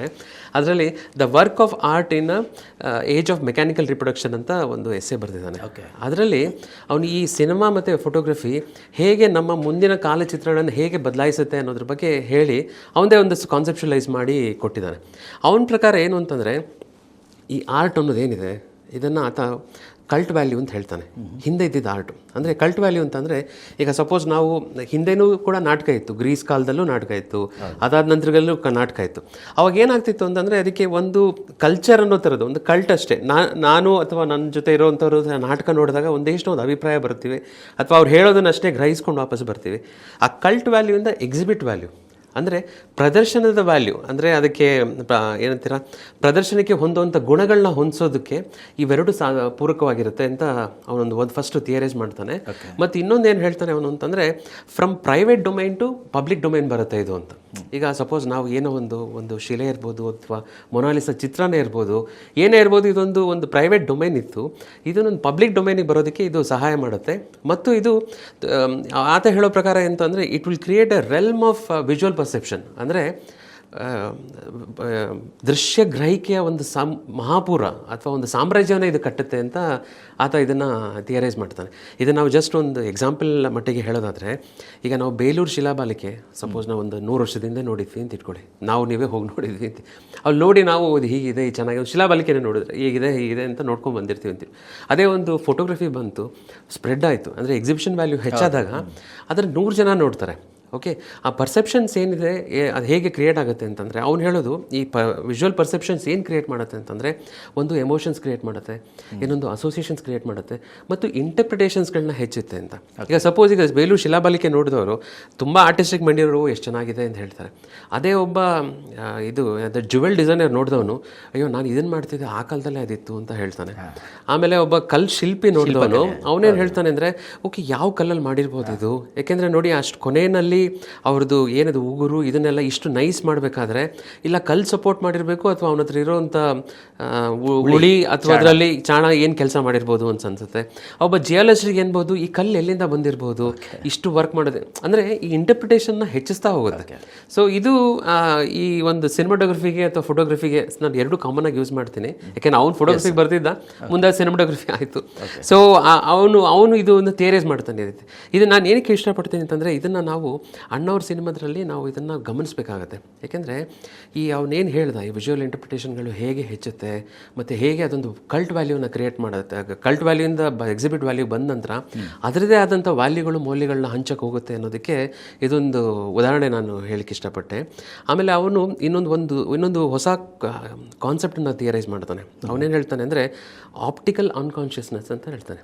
ಅಂದರೆ ಅದು ಕನ್ನಡಕ್ಕೆ ತುಂಬ ನಾವು ಏನಂತಾರೆ ಡೈರೆಕ್ಟಾಗಿ ಟ್ರಾನ್ಸ್ಲೇಟ್ ಮಾಡಿದ್ರೆ ದೃಷ್ಟಿ ಅಪ್ರಜ್ಞೆ ಅಂತ ಅನ್ಬೋದು. ಓಕೆ, ಅನ್ಕಾನ್ಷಿಯಸ್ಗೆ ಅಪ್ರಜ್ಞೆ ಅನ್ನೋದು ಸರಿ ವರ್ಡ್ ಏನೋ ನಂಗೆ ಗೊತ್ತಿಲ್ಲ, ನೀವೇ ಹೇಳಬೇಕು. ಅಪ್ರಜ್ಞಾಪೂರ್ವಕ. ಸೊ ಅದನ್ನೊಂದು ಕಾನ್ಸೆಪ್ಟ್ ಹೇಳ್ತಾನೆ. ಅದು ಅವ್ನು ಹೇಳೋ ಪ್ರಕಾರ ಏನಾಗುತ್ತೆ ಅಂತಂದರೆ ಈ ಆಪ್ಟಿಕಲ್ ಅನ್ಕಾನ್ಷಿಯಸ್ನೆಸ್ ಅನ್ನೋದು ತುಂಬ ಸ್ಟ್ರಾಂಗು. ಅದು ಮೀಡಿಯಾನ ಸ್ಪ್ರೆಡ್ ಮಾಡೋದಕ್ಕೆ ಮತ್ತು ಅದನ್ನು ಒಂದು ಸ್ಟ್ರಾಂಗ್ ಪವರ್ಫುಲ್ ಮೀಡಿಯಾ ಒಂದು ವ್ಯಾಲ್ಯೂ ಪರ್ಸೆಪ್ಟ್ ಮಾಡೋದಕ್ಕೆ ಅಂತ ಹೇಳಿ ಅವನು ಅದನ್ನು ಎಕ್ಸ್ಪ್ಲೈನ್ ಮಾಡ್ತಾನೆ, ಆಪ್ಟಿಕಲ್ ಅನ್ಕಾನ್ಷಿಯಸ್ನೆಸ್ ಅಂತ. ಈಗ ಅದನ್ನು ನಾವು ಜಸ್ಟ್ ಅದು ತುಂಬ ದೊಡ್ಡ ಥಿಯರಿ, ಅದ್ರ ಬಗ್ಗೆ ಹೋಗೋದಕ್ಕಿಂತ ಮುಂಚೆ ಜಸ್ಟ್ ನಮಗೆ ರಿಲೆವೆನ್ಸ್ ಇರೋದು ನಾನು ಹೇಳ್ತೀನಿ. ಈಗ ನೀವು ಬಂಗಾರದ ಮನುಷ್ಯ ಸಿನಿಮಾ ನೋಡಿದ್ದೀರ. ಓಕೆ, ಬಂಗಾರದ ಮನುಷ್ಯ ಟಿ ಕೆ ರಾಮರಾಯರದು ಒಂದು ನಾವೆಲ್ನ ಸ್ಕ್ರೀನ್ ಪ್ಲೇ ಮಾಡಿ ಸಿನಿಮಾ ಮಾಡಿರೋದು. ಈಗ ಅದರಲ್ಲಿ ನೀವು ಕಥೆನ ಜಸ್ಟ್ ಒಂದು ಪುಸ್ತಕದಲ್ಲಿ ಓದಿದ್ರೆ ನಿಮಗೇನು ಅನ್ನಿಸ್ಬೋದು, ಒಬ್ಬ ಹಳ್ಳಿಯಿಂದ ಗ್ರಾಮಕ್ಕೆ ಓದಿದ್ದು ಹುಡುಗ ಓದ್ಕೊಂಡು ವಾಪಸ್ ಬಂದು ಮನೆಯಲ್ಲೇ ಕೃಷಿ ನಡೆಸಿ ಅಕ್ಕನ ಸಂಸಾರಕ್ಕೆ ಸ್ವಲ್ಪ ನಿಂತ್ಕೊಂಡು ಅವ್ರಿಗೆ ಸಪೋರ್ಟ್ ಆಗಿ ನಿಂತ್ಕೊಂಡು ಅಕ್ಕನ ಮಕ್ಕಳನ್ನ ಓದಿಸಿ ನಂತರ ಒಂದೇನೋ ಒಂದು ರೀತಿ ದುರಂತ ಕಾಣ್ತಾನೆ ಅನ್ನೋ ಥರ ಇರ್ಬೋದು. ಆದರೆ ಆ ಸಿನಿಮಾ ನೀವು ತೆಗೆದಾಗ ಅವ್ರ ಸಿನಿಮಾಗೆ ಹೊಂದಿಸ್ಕೊಂಡಿದ್ದು ಈ ಉದ್ದೇಶಕ್ಕೆ ಆಪ್ಟಿಕಲ್ ಅನ್ಕಾನ್ಷಿಯಸ್ನೆಸ್ ಯೂಸ್ ಮಾಡಿದ್ರು ಅಂತಲ್ಲ, ಅವ್ರು ಹೊಂದಿಸ್ಕೊಳ್ಳೋಕ್ಕೆ ಅಂತ ಸ್ಕ್ರೀನ್ ಪೇ ತಂದಿದ್ದು ಮುಂದೆ ಹೇಗೆ ಅದು ನಮ್ಮ ಜನಮಾನಸದಲ್ಲಿ ಅದು ವ್ಯಾಲ್ಯೂ ಕ್ರಿಯೇಟ್ ಮಾಡ್ತು ಅಂತ ಹೇಳಿದ್ರೆ, ಈಗ ನೋಡಿ ಆ ಸಿನಿಮಾದಲ್ಲಿ ಒಂದೆರಡು ಹಾಡು ಬರುತ್ತೆ, ಕೈಲಾಗೋದು ಎಂದು ಕೈ ಕುಳಿತಾರೆ. ಅದು ಈಗ ನಾರ್ಮಲ್ ಮಾತಾಡ್ತಾ ಯಾರು ತಂದೆ ಮಗನಿಗೆ ಹೇಳೋವಂಥದ್ದು ಅಥವಾ ಅಣ್ಣ ತಮ್ಮನಿಗೆ ಹೇಳೋವಂಥದ್ರಲ್ಲಿ ಒಂದು ನೀತಿ ಬೋಧನೆ ಅದು. ಆದರೆ ಅಲ್ಲಿ ಬಂದಿರೋ ಪಿಕ್ಚರ್ಸ್ ಎಷ್ಟು ಸ್ಟ್ರಾಂಗ್ ಇದೆ ಅಂತ ಹೇಳಿದ್ರೆ ಇವತ್ತಿಗೂ ಯಾರು ಒಂದು ಮೋಟಿವೇಶನಲ್ ಸಾಂಗ್ ಬರಬೇಕು ಅಂದರೆ ಆ ಹಾಡು ಹಾಕ್ತಾರೆ. ಕರೆಕ್ಟ್, ಅದು ಅದ್ರ ಬಗ್ಗೆ ಹೇಳ್ತಾರೆ. ಕರೆಕ್ಟ್. ಇದು ಏನಕ್ಕೆ ಸಾಧ್ಯ ಆಯಿತು ಅಂದರೆ ಆ ದೃಶ್ಯ ಮತ್ತು ಶ್ರಾವ್ಯ ಎರಡೂ ಒಂದು ಕೂಡಿ ಅದ್ರಲ್ಲಿ ಬಂದಿರೋದ್ರಿಂದ ಅದೊಂದು ಪವರ್ಫುಲ್ ಮೀಡಿಯಮ್ ಆಯಿತು. ಅದೊಂದೇ ಅಲ್ಲ, ಈಗ ಆ ಸಿನಿಮಾದಲ್ಲಿ ನಡೆಯುವಂಥ ಘಟನೆಗಳೇ ಇರಲಿ, ಅದೇನು ವ್ಯಾಲ್ಯೂಸ್ ಹೇಳ್ತಾರೆ ಅಂದರೆ ಸಟಲ್ ವ್ಯಾಲ್ಯೂಸ್ ಅಂತ ಏನು ಹೇಳ್ತಾರೆ. ಈಗ ನೋಡಿ ಆ ಸಿನಿಮಾದಲ್ಲಿ ರಾಜ್ಕುಮಾರ್ ಅವರು ಮನೆಗೆ ಹಿರಿಯರಾಗಿ ಬರ್ತಾರೆ, ಎಲ್ಲದರಲ್ಲೂ ತ್ಯಾಗ ಮಾಡ್ತಾರೆ, ಅವರು ಓದಿಸ್ತಾರೆ, ಇದೆಲ್ಲ ಮಾಡ್ತಾರೆ. ಇದಿಷ್ಟು ನಮ್ಮ ಸೊಸೈಟಿನಲ್ಲಿ ಏನು ವ್ಯಾಲ್ಯೂಸ್ ಬಂತು ಅಂತಂದರೆ, ಈಗ ಯಾರು ಜವಾಬ್ದಾರಿ ಹೊತ್ಕೊಳ್ತಾನೆ, ಓಕೆ, ಅವನು ತನ್ನ ಒಂದು ವೈಯಕ್ತಿಕದನ್ನೆಲ್ಲ ಸರಿಗಿಟ್ಟು ಮುಖ್ಯವಾಗಿ ಏನು ಮಾಡಬೇಕಿರುತ್ತೆ ಅದನ್ನು ಮಾಡಿ ನಂತರ ತನ್ನ ವೈಯಕ್ತಿಕ ಹೋಗ್ತಾರೆ. ಅದೇ ಹೇಳ್ತಂದ್ರೆ ನೋಡಿ ಆ ಸಿನಿಮಾದಲ್ಲಿ ರಾಜ್ ಅವರು ಅವ್ರ ಅಕ್ಕನ ಮಕ್ಕಳಿಗೆ ಓದಿಸ್ತಾರೆ, ಮದುವೆ ಮಾಡ್ತಾರೆ, ನಂತರ ಹಿ ಥಿಂಕ್ಸ್ ಅಬೌಟ್ ಹಿಸ್ ಮ್ಯಾರೇಜ್. ಮತ್ತು ಅವ್ರದ್ದು ಏನಿದೆ ಶುರುವಾಗದೆ ಸೆಕೆಂಡ್ ಹಾಫಲ್ಲಿ ಅದೇನು ಅಂದರೆ ಆಗ ಸಿನಿಮಾದಲ್ಲಿ ಊಟ ಸೆಟ್ ಮಾಡಿರೋದು ಅದೇ ರೀತಿ. ಸೊ ಅದು ಆ ಸ್ಟೇಜಿಗೆ ಬರುತ್ತೆ. ಇದು ಎಷ್ಟೊಂದು ಜನಕ್ಕೆ ಇದು ಹೇಗೆ ಮೌಲ್ಯವನ್ನು ಬಿತ್ತರಿಸಿದೆ ಅಂತಂದರೆ, ಇವತ್ತಿಗೂ ನಮ್ಮ ಕರ್ನಾಟಕದ ಎಷ್ಟೋ ಭಾಗದಲ್ಲಿ ಈಗ ಮನೇಲಿ ಯಾರು ಜವಾಬ್ದಾರಿ ಅಂತ ಏನು ತೊಗೊಳ್ತಾರೆ ಅವರು ಮನೇಲಿ ಅವ್ರ ತಮ್ಮನೋ ತಂಗಿನೋ ಇದ್ದರೆ ಫಸ್ಟ್ ಅವ್ರು ಮದುವೆ ಮಾಡ್ತಾರೆ, ಆಮೇಲೆ ಮಾಡ್ತಾರೆ. ಇದು ಯಾವುದು ನಮ್ಮದು ಶಾಸ್ತ್ರಗಳಲ್ಲಿ ಹೇಳಿಲ್ಲ. ಅಂದರೆ ಅಣ್ಣ ಇದ್ದವನು ತಮ್ಮನ ಮದುವೆ ಮಾಡ್ಕೋಬೇಕು ಎಲ್ಲ ಅಪ್ರಜ್ಞಾಪೂರ್ವಕವಾಗಿ ವಿಜುವಲೈಸ್ ಮಾಡೋದು. ಅಂದರೆ ಇದು ವ್ಯಾಲ್ಯೂಸ್ ಏನಿದೆ, ನಾವು ಇದನ್ನೇನು ಮಾತಾಡ್ತೀವಿ ಈಗ ಅಣ್ಣವ್ರ ಸಿನಿಮಾಯಿಂದ ಈ ಥರ ವ್ಯಾಲ್ಯೂಸ್ ಬಂತು ಅಂತ, ಅದಕ್ಕೆ ಪೂರ್ವ ಹಿನ್ನೆಲೆ ನಾನು ಕೊಟ್ಟಿದ್ದು. ಸಿನಿಮಾದಲ್ಲಿ ಸೃಜನಶೀಲತೆ ಮತ್ತು ಸಿನಿಮಾಟೋಗ್ರಫಿ ಎರಡು ಸ್ಟ್ರಾಂಗ್ ಆಗಿ ಸೇರಿದಾಗ ಇದಾಗ ಹಾಗಾಗಿ ಸಿನಿಮಾಟೋಗ್ರಫರ್ ರೋಲ್ ತುಂಬ ಇಂಪಾರ್ಟೆಂಟ್ ಇರುತ್ತೆ. ಯಾಕೆಂದರೆ ನಾನು ಯಾವಾಗಲೇ ಹೇಳಿದೆ, ಇದೊಂದೇ ಸೈನ್ಸಿನ ಟೂಲು ಸೃಜನಾತ್ಮಕಕ್ಕೆ ಒಂದು ಸಹಾಯ ಮಾಡುವಂಥದ್ದು. ಸೊ ಅವರು ಏನೋ ಕ್ಯಾಮ್ರಾಮನ್ನು ಅಥವಾ ಸಿನಿಮಾಟೋಗ್ರಫರು ನಿರ್ದೇಶಕನ ಜೊತೆ ಮಾತಾಡಿ ಈ ದೃಶ್ಯನ ಈ ಆ್ಯಂಗಲಲ್ಲಿ ತೆಗೆದ್ರೆ ಅಥವಾ ಈ ಒಂದು ಬೆಳಕಿನ ಒಂದು ಮಾಧ್ಯಮದ ಪೂರಕವಾಗಿ ತೆಗೆದ್ರೆ ಹೇಗೆ ಇದು ಸಹಾಯಕವಾಗುತ್ತೆ ಅನ್ನೋದು ಅವ್ರದ್ದು ತುಂಬ ಚರ್ಚೆ ಮಾಡ್ತಾರೆ. ಆ ವಿಷಯದಲ್ಲಿ ರಾಜ್ಕುಮಾರ್ ಅವರು ಕೂಡ ತುಂಬ ಅದೃಷ್ಟವಂತರು ಅಂತ ಹೇಳ್ಬೋದು. ಯಾಕೆಂದರೆ ಅವ್ರಿಗೆ ತುಂಬ ಪ್ರತಿಭಾವಂತರು ಬಂದು ಸೇರಿಕೊಂಡ್ರು ಅವ್ರ ಜೊತೆ ಕೆಲಸ ಮಾಡೋ ಟೈಮಲ್ಲಿ. ಸೊ ತುಂಬ ದೊಡ್ಡ ಹೆಸರುಗಳು ಅವರೆಲ್ಲ ಬಂದು ಅವ್ರ ಜೊತೆ ಕೆಲಸ ಮಾಡಿದ್ರು. ಇದು ಒಂದು ನನ್ನ ಮನಸ್ಸಿಗೆ ಬಂದಿದೆ. ಇದು ಅವ್ರ ಅಸೋಸಿಯೇಷನ್ ನೀವು ಬಗ್ಗೆ ಹೇಳಿದ್ರಲ್ಲ, ಅದು ಅಸೋಸಿಯೇಷನ್ ಹೇಗೆ ಇಂಪ್ಯಾಕ್ಟ್ ಮಾಡುತ್ತೆ ಅನ್ನೋದಕ್ಕೆ ಇದೊಂದು ನನ್ನ ಒಂದು ಜಸ್ಟ್ ಅಧ್ಯಯನದ ಮೂಲಕ ಹೇಳಿದೆ ಅಷ್ಟೇ. ಈಗ ರಾಜ್ ಅವ್ರ ಜೊತೆ ನಾವು ಆಲ್ಮೋಸ್ಟ್ ಅವ್ರದ್ದು 206 ಸಿನಿಮಾದಲ್ಲಿ ಒಂದು 20 ಡಿಫ್ರೆಂಟ್ ಸಿನಿಮಾಟೋಗ್ರಫರ್ ವರ್ಕ್ ಮಾಡಿದ್ದಾರೆ. ಅದರಲ್ಲಿ ಕೆಲವೊಂದು 4-5 ಜನ ಅವ್ರಿಗೆ ಸ್ವಲ್ಪ ಆಪ್ತರು ಅಂತ ಹೇಳ್ಬೋದು. ಆಪ್ತರು ಅನ್ನೋ ಕಾರಣಕ್ಕೆ ಏನಕ್ಕೆ ಅಂದರೆ ಅವ್ರ ಜೊತೆ ಹೆಚ್ಚಿನ ಸಿನಿಮಾ ಮಾಡಿದ್ದಾರೆ. ಅದಕ್ಕೆ ಈಗ ದೊರೈರಾಜ್ ಅವರು ದೊರೆರಾಜ್ ಅವರು ಅವ್ರದ್ದು ಮೋಸ್ಟ್ಲಿ ದೊರೆ ಭಗವಾನ್ ಜೋಡಿ ಅದರಲ್ಲಿ ದೊರೆರಾಜ್. ದೊರೆರಾಜ್ ಅವರು ಬೇಸಿಕಲಿ ಕ್ಯಾಮ್ರಾಮನ್ ಸಿನಿಮಾಟೋಗ್ರಫಿ, ಭಗವಾನ್ ಅವರು ಸಿನಿಮಾ ಡೈರೆಕ್ಷನ್ ನೋಡ್ಕೊಂತಿದ್ದು. ಬಟ್ ಕಾಲಾನಂತರ ಇಬ್ರು ಒಂದು ಕೆಲಸ ಹೆಚ್ಕೊಂತಿದ್ರು. ಬಟ್ ಅವ್ರು ಶುರು ಮಾಡಿದ್ದು ಅದೇ ರೀತಿ. ಈಗ ದೊರೆ ಭಗವಾನ್ ಅವ್ರು ಇರ್ಬೋದು, ಚಿಟ್ಟಿ ಬಾಬು ಅವ್ರು ಇರ್ಬೋದು, ಮಧುಸೂದನ್ ಅವ್ರು ಇರ್ಬೋದು, ಅಥವಾ ನಮ್ಮ ಕನ್ನಡಿಗರೇ ಆದಂಥ ಗೌರಿಶಂಕರ್ ಇರ್ಬೋದು. ಈಗ ದೊರೈ ಭಗವಾನ್ ಅವ್ರದ್ದು ಎಷ್ಟು ಆಪ್ತತೆ ಇತ್ತು ಅಂದರೆ, ಈಗ ನೋಡಿ ದೊರೈ ಮತ್ತು ಭಗವಾನ್ ಅವರಲ್ಲಿ ಭಗವಾನ್ ಅವರು ಇವ್ರ ಜೊತೆ ತುಂಬ ಫ್ರೆಂಡ್ಲಿ ಆಗಿದ್ರು. ಅವರೇ ಹೇಳ್ಕೊಂಡಿರೋ ರೀತಿ ಭಗವಾನ್ ಅವರೇ ಅವ್ರ ಜೊತೆ ಒಂಥರ ತುಂಬ ಏನಂತೀರ ಫ್ರೆಂಡ್ಲಿಯಾಗಿ ಮಾತಾಡ್ಕೊಂಡಿರ್ತಾರೆ. ಆದರೆ ದೊರೆ ಅವ್ರಿಗೆ ಇವರು ಒಂಥರ ಗುರು ರೀತಿ ಕಾಣ್ತಿದ್ರು. ಅಂದರೆ ರಾಜ್ಕುಮಾರ್ ದೊರೆ ಅವ್ರನ್ನ ಒಂದು ರೀತಿ ಗುರು ರೀತಿ ಕಾಣ್ತಿದ್ರು. ಏನಕ್ಕೆ ಅಂದರೆ ಈಗ ನೋಡಿ ಅವರು he is to believe him is a lucky man ಅಂತ. ಯಾಕೆಂದರೆ ಅವರು ಎಲ್ಲೋ ಒಂದು ಕಡೆ ಹೇಳ್ಕೊಂಡಿರೋ ಪ್ರಕಾರ ಅವ್ರದ್ದು ಅಷ್ಟು ಮಕ್ಕಳದು ಫಸ್ಟ್ ಸಿನಿಮಾ ಕ್ಲಾಪ್ ಮಾಡಿದ್ದು ದೊರೆ. ಓಕೆ. ಸೊ ಆಮೇಲೆ ಅವ್ರದ್ದು ಏನು ಪ್ರೊಡಕ್ಷನ್ ಇದರಲ್ಲೆಲ್ಲ ಬರ್ತಿತ್ತು ಅವರು ದೊರೆಯವರೇ ಮಾಡ್ತಾರೆ. ಯಾಕೆಂದರೆ ಅವ್ರು ಅನ್ಕೊಂಡಿದ್ದು ಹೀಸ್ ಅ ಲಕ್ಕಿ ಮ್ಯಾಸ್ಕಾಟ್. ಸೊ ಅವರು ಕ್ಲಾಪ್ ಮಾಡಿದ್ರೆ ಸಿನಿಮಾ ಚೆನ್ನಾಗಾಗತ್ತೆ ಅಂತ ಹೇಳಿ. ಈಗ ದೊರೈರಾಜ್ ಅವರು ಆಲ್ಮೋಸ್ಟ್ ಒಂದು 32 ಸಿನಿಮಾಗೆ ಮಾಡಿದ್ದಾರೆ. ಅಂದರೆ ಟಿಲ್ ಲೇಟ್ 70s ತನಕ ಮಾಡಿದ್ದಾರೆ. ಆಮೇಲೆ ಅವ್ರ ಸಿನಿಮಾಗಳೇ ಅವ್ರ ಜೊತೆಗೆ ತೆಗೆದಿರೋ ಬೇರೆಯವ್ರನ್ನೂ ಸೇರಿಸ್ಕೊಂಡು ಮಾಡಿದ್ದಾರೆ. ಬಟ್ ಅಂದರೆ ಅವ್ರಿಗೆ ಕೊಡ್ತಿದ್ದು ಗೌರವ ಅದ್ರ ಬಗ್ಗೆ. ಸಿನಿಮಾಟೋಗ್ರಫರ್ ಜೊತೆ ಅವ್ರ ಜೊತೆ ಅಸೋಸಿಯೇಷನ್ ಇದ್ದಿದ್ದು ಜಸ್ಟ್ ಒಂದು ಪ್ರೊಫೆಷ್ನಲ್ ಆಗಿ ಇವ್ರೊಬ್ರಿಗೂ ಸಹಾಯ ಮಾಡ್ತಿದ್ದಾರೆ ಅಥವಾ ಇವ್ರ ಜೊತೆ ಕೆಲಸ ಮಾಡ್ತಿದ್ದಾರೆ ಅಂತಲ್ಲ. ಅವ್ರ ಜೊತೆಗೆ ನಂತರ ಒಂದು ಹೆಚ್ಚಿನ ಬೆಳವಣಿಗೆ, ಅದು ಒಂದು ಫ್ರೆಂಡ್ಶಿಪ್ ಅನ್ನೋದು ಒಂದು ರೀತಿ ತುಂಬ ಒಂದು ರೆಸ್ಪೆಕ್ಟ್ಫುಲ್ ಲೆವೆಲಿಗೆ ಹೋದಾಗ ಆ ಲೆಕ್ಕದಲ್ಲಿ ನಾವು ದೊರೆ ರಾಜ್ ಅವ್ರನ್ನ ನೋಡ್ಬೋದು. ಆಮೇಲೆ ಇನ್ನೊಂದು ಉದಾಹರಣೆ ನಾನು ಹೇಳೋದು ಅಂತಂದರೆ ಚಿಟ್ಟಿಬಾಬು ಅವರು. ಚಿಟ್ಟಿಬಾಬು ಅವರು ರಾಜ್ಕುಮಾರ್ ಅವ್ರದ್ದು ತುಂಬ ಸಕ್ಸಸ್ಫುಲ್ ಸಿನಿಮಾಗಳಿದೆ. ಒಂದು ನಾನಿನ್ನ ಮರೆಯಲಾರೆ ಮತ್ತು ನಾನೊಬ್ಬ ಕಳ್ಳ, ಈ ಥರ ಸಿನಿಮಾದೆಲ್ಲ ಚಿಟ್ಟಿಬಾಬು ಅವರು ಮಾಡಿದ್ದಾರೆ. ಚಿಟ್ಟಿಬಾಬು ಅವರು is one of the most brilliant cinematographer south Indian cinema scene. ಅವರಿಗೆ ಹೆಚ್ಚಿನದಷ್ಟು ಏನಂತೀರ ಪ್ರಾಮುಖ್ಯತೆನೋ ಅಥವಾ ಅವ್ರಿಗೇನು ಸಿಗಲಿಲ್ವೇನೋ ಗೊತ್ತಿಲ್ಲ. ಆ ಕಾಲದಲ್ಲಿ ಈ ಟೆಕ್ನಿಕಲಿಗೆ ಅಷ್ಟೊಂದು ಜನ ಅಷ್ಟು ಯಾರು ಚರ್ಚೆನೂ ಮಾಡ್ತಿರಲಿಲ್ಲ, ಕೇಳ್ತಿರಲಿಲ್ಲ. ಹಾಗಾಗಿ ಅವ್ರಿಗೆ ಅಷ್ಟು ಇದು ಸಿಗಲಿಲ್ಲ. ಯಾಕೆಂದರೆ ಅವರು ಬಂದಿದ್ದು ಒಂದು ಈ 70s ಅಥವಾ ಲೇಟ್ 60sನಲ್ಲಿಂದ ಅವರು ಸ್ವತಂತ್ರವಾಗಿ ಮಾಡೋಕ್ಕೆ ಶುರು ಮಾಡಿದ್ರು. ಆ ಟೈಮಲ್ಲಿ ಹೊರಾಂಗಣ ಚಿತ್ರೀಕರಣ ಜಾಸ್ತಿ ಶುರುವಾಯಿತು. ಹಿಂದೆ ಸ್ಟುಡಿಯೋ ಮಟ್ಟಿಗೆ ನಡೀತಾ ಇದ್ದಂಥ ಚಿತ್ರೀಕರಣ ಹೊರಾಂಗಣಕ್ಕೆ ಬರೋಕ್ಕೆ ಶುರುವಾಗಿದ್ದ ಕಾಲ ಅದು. ಅದರಲ್ಲಿ ನೋಡಿ ಅವರು ಈ ಬೆಳಕು ಮತ್ತು ಶೇಡು ಇದನ್ನು ಭಾಳ ಅದ್ಭುತವಾಗಿ ಯೂಸ್ ಮಾಡಿದ್ದಾರೆ. ಈಗ ನೀವು ಆರ್ಟಿಕಲ್ ಬರೀತಿದ್ರಿ ನಾಗರಾವ್ ಇದರಲ್ಲಿ. ನಾಗರಾವಲ್ಲಿ ಒಂದು 2 ಹಾಡಿದೆ, ಸಂಗಮ ಮತ್ತು ಇನ್ನೊಂದು ಬಾರೆ ಬಾರೆ ಅಂತೂ slow motion. It was first of it's kind in south Indian cinema. ಅದು ಎರಡನ್ನೂ ಇದು ಮಾಡಿರೋದು. Slow motion first of it's kind ಅನ್ನೋದೊಂದು, ಮತ್ತು ಒಂದೇ ಫ್ರೇಮ್ನಲ್ಲಿ ಸ್ಲೋ ಮೋಷನ್ ಮತ್ತೆ ರೆಗ್ಯುಲರ್ ಮೂವ್ಮೆಂಟ್ ಸ್ಪೀಡ್ ಎರಡನ್ನೂ ಒಂದೇ ಇದರಲ್ಲಿ ಬ್ಲೆಂಡ್ ಮಾಡಿರೋದು. ಅದು ನಿಜವಾಗ್ಲೂ ಅದ್ಭುತ. ಛಾಯಾಗ್ರಹಣದ ವಿಷಯದಲ್ಲಿ ಅದು ಅದ್ಭುತ. ಅದು ನಾಟ್ ಓನ್ಲಿ ಅವ್ರದ್ದು ಸೃಜನಶೀಲತೆ ಒಂದೇ ಅಲ್ಲ, ಅವ್ರು ಟೆಕ್ನಿಕಲಿ ಎಷ್ಟು ಸ್ಟ್ರಾಂಗ್ ಇದ್ರು ಅನ್ನೋದಕ್ಕೆ ಇದೊಂದು ಉದಾಹರಣೆ. ನಾನು ಇದರಲ್ಲಿ ಚಿಟ್ಟಿಬಾಬು ಅವ್ರ ಒಂದು ಘಟನೆ ಜ್ಞಾಪಿಸ್ಕೊಳ್ಳೋದು ಅಂದರೆ, ನೀವು ನಾನೊಬ್ಬ ಕಳ್ಳ ಚಿತ್ರದಲ್ಲಿ ಕೊನೆ ಒಂದು ಎಪಿಸೋಡ್ ಬರುತ್ತೆ. ಅದರಲ್ಲಿ ಅಂದರೆ ಡಬಲ್ ಆ್ಯಕ್ಟಿಂಗ್ ಇರೋ ಸಿನಿಮಾ. ಅದರಲ್ಲಿ ರಾಜ್ ಅವರು ಒಂದು ಪಾತ್ರ ಕಳ್ಳನ ಪಾತ್ರ. ಆ ಕಳ್ಳನ ಪಾತ್ರದಲ್ಲಿ ಕಡೆಗೆ ಅವರು ಒಂದು ಪೊಲೀಸವ್ರು ಚೇಸ್ ಮಾಡ್ಕೊಂಡು ಬರ್ತದೆ, ಏನೋ ಒಂದು ಅಸಹಾಯಕ ಸ್ಥಿತಿನಲ್ಲಿ ಒಂದು 5 minutes ಬೈಟ್ ಇದೆ, ಯೂಟ್ಯೂಬಲ್ಲಿ ತುಂಬ ಪಾಪ್ಯುಲರ್ ಆಗಿದೆ. ಸೊ ಆ ಸೀನ್ ಏನಿದೆ ಅಂತಂದರೆ, ಅದರಲ್ಲಿ ಅವರು ಇಲ್ಲೇ ನಮ್ಮ ಸಾವಂದುರ್ಗ ಒಂದು ಮರ ಇದೆ, ಅರಳಿ ಮರ ಮತ್ತು ಒಂದು ಗಣಪತಿ ದೇವಸ್ಥಾನ ಇದೆ. ಸೊ ಅದ್ರ ಕೆಳಗಡೆ ತೆಗೆದಿರೋವಂಥದ್ದು. ಅದರಲ್ಲಿ ಏನು ಅಂತಂದರೆ, ಅವರೊಂದು ಅಸಹಾಯಕತೆ ಪ್ರದರ್ಶನ ಮಾಡಬೇಕು, ಮತ್ತು ಅವ್ರಿಗೆ ಅಲ್ಲಿದ್ದಂಥ ಒಂದು ಹೊರಾಂಗಣ ಅಂದರೆ ಅವರು ನಿರ್ಜನವಾದ ಪ್ರದೇಶದಲ್ಲಿ ಕೂತ್ಕೊಂಡು ಅವರಷ್ಟಕ್ಕೆ ತಾವು ಸ್ವಗತವಾಗಿ ಮಾತಾಡೋದು, ಮೊನೋಲಾಗ್ ಮಾಡ್ತಿರೋವಂಥ ಒಂದು ಸನ್ನಿವೇಶ ಇರುತ್ತೆ. ಅದು ಇವ್ರು ಡೈರೆಕ್ಟರ್ ಜೊತೆ ಡಿಸ್ಕಸ್ ಮಾಡಿದಾಗ ಅದು ಡೈಲಾಗ್ ಜಾಸ್ತಿ ಇರೋದಿಲ್ಲ, 2-2.5 ಪೇಜ್ ಅಷ್ಟೇ ಇರುತ್ತೆ. ಓಕೆ, ಬಟ್ ಅವ್ರು ಹಿಂದೆ ಏನು ಪ್ಲ್ಯಾನ್ ಮಾಡಿರ್ತಾರೆ ಶೂಟ್ ಮಾಡೋದಕ್ಕೆ ಅಂದರೆ, ಇದನ್ನು 2 ಸ್ಟೇಜಲ್ಲಿ ಮಾಡ್ಕೊಳ್ಳೋಣ. ಬಂದು ಮರದ ಹತ್ರ ಬಂದಾಗ ಒಂದಷ್ಟು ಸುಸ್ತಾಗಿ ಒಂದಷ್ಟು ಮಾತಾಡೋವಂಥದ್ದು, ಕಲ್ ಮೇಲೆ ಕೂತ್ಕೊಂಡು ಮಾತಾಡೋವಂಥದ್ದು, ಮತ್ತು ಆಗಲ್ಲ ಅಂತ ಏನದು ಫ್ರಸ್ಟ್ರೇಷನ್ನಿಂದ ಬರೋವಂಥದ್ದು 3 ಮಾಡೋಣ ಅಂತ ಮಾಡಿರ್ತಾರೆ. ಬಟ್ ಅದನ್ನು ಡೈಲಾಗ್ ಹೋದ ನಂತರ ರಾಜ್ಕುಮಾರ್ ಹೇಳ್ತಾರೆ, ಒಂದೇ ಶಾರ್ಟಲ್ಲಿ ಟ್ರೈ ಮಾಡೋಣ ಅಂತ ಹೇಳ್ತಾರೆ. ಬಟ್ ಆವಾಗ ಅವರು ಈ ಟೆಕ್ನಿಕಲ್ ಡಿಫಿಕಲ್ಟೀಸ್ ಹೇಳ್ತಾರೆ. ಯಾಕೆಂದರೆ ನೀವು ಏದುಸಿರು ಓಡ್ತಾ ಬಂದು ಬೆಟ್ಟದ ಮೇಲೆ ಹತ್ಕೊಂಡ್ಬರ್ತೀರಾ, ಪ್ಲಸ್ ಅಲ್ಲಿ ಕಟ್ಟೆ ಮೇಲೆ ಕೂರ್ತೀರಾ, ರೆಸ್ಟ್ ತೊಗೋಬೇಕು, ಪ್ಲಸ್ ಪುನಃ ಇದಕ್ಕೆ ಬರಬೇಕು, ಇದಕ್ಕೆ ಮಾಡೋದಕ್ಕೆ ಹೇಗೆ ಅಂತ. ದೆನ್ ಚಿಟ್ಟಿಬಾಬು ಅವರು ಮತ್ತು ಭಗವಾನ್ ಅವರು ಮಾತಾಡ್ತಾರೆ ಹೇಗೆ ಮಾಡ್ಬೋದು ಅಂತ. ಅವಾಗ ಹೇಳ್ತಾರೆ, ಇದನ್ನು ಟ್ರೈ ಮಾಡೋಣ, ನಾವು 3 ಕ್ರೇನ್ ತರಿಸ್ಕೊಳ್ಳೋಣ. 3 ಕ್ರೇನಲ್ಲಿ 3 ಕ್ಯಾಮ್ರಾ ಇರುತ್ತೆ. ಒಂದು ದಟ್ ವಿಲ್ ಕವರ್ ಫ್ರಮ್ ಅವ್ರು ಓಡ್ಕೊಂಬರ್ತಾರಲ್ಲ ಅದು, ಮತ್ತು ಇನ್ನೊಂದು ಮರದ ಮೇಲಿಂದ ಅವ್ರು ಕೆಳಗೆ ಬಂದಿಂಗೆ ರೆಸ್ಟ್ ತೊಗೊಳಕ್ಕೆ ಕೂರ್ತಾರಲ್ಲ ಅದು, ಮತ್ತು ಕೆಳಗಡೆ ನೆಕ್ಸ್ಟ್ ಇದರಲ್ಲಿ ಅವ್ರದ್ದು ಮೂಮೆಂಟ್ ಎದ್ದು ಈ ಕಡೆ ಬರೋದು, ಇದನ್ನು ಮಾಡೋಣ ಅಂಥೇಳಿ 1-2-3 ರಿಹರ್ಸಲ್ ಎಲ್ಲ ಮಾಡ್ತಾರೆ. ಆ ಐಡಿಯಾ ರಾಜ್ಕುಮಾರ್ ಅವ್ರಿಗೂ ಇಷ್ಟ ಆಗುತ್ತೆ. ಓಕೆ. ಅವರಿಗೆ ಅವರು ಡೈಲಾಗ್ ಡೆಲಿವರಿಲಿ ಮಾಸ್ಟ್ರು, ಅವ್ರಿಗೇನು ಹೇಳೋದು ಬೇಕಿಲ್ಲ, 2 ಪೇಜ್ ಆಗಲಿ 3 ಪೇಜ್ ಆಗಲಿ ಓದ್ಕೊಂಡು ಮಾಡ್ತಾರೆ ಅವರು. ಸೊ ಅದನ್ನು ರೆಡಿ ಮಾಡ್ಕೊತಾರೆ, ಮತ್ತು ಅದಕ್ಕೇನು ಭಾವಪೂರ್ಣ ಏನು ಬೇಕಿರುತ್ತೆ ಅದನ್ನು ಹೊಂದಿಸ್ಕೋತಾರೆ.